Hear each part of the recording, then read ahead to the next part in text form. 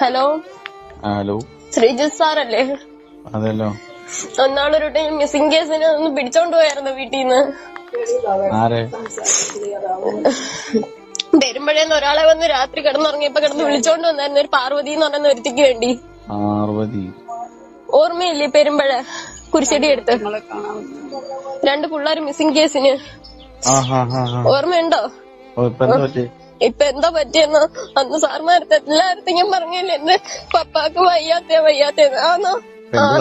അന്ന് സാറ് അവിടെ ഇട്ട് ഇടിച്ചെന്ന് അന്ന് അവിടെ വെച്ച് പപ്പ പറഞ്ഞായിരുന്നു. സാറാ ഇടിച്ചെന്നും പറഞ്ഞ്. ഇപ്പൊ എന്റെ പപ്പ പോയി.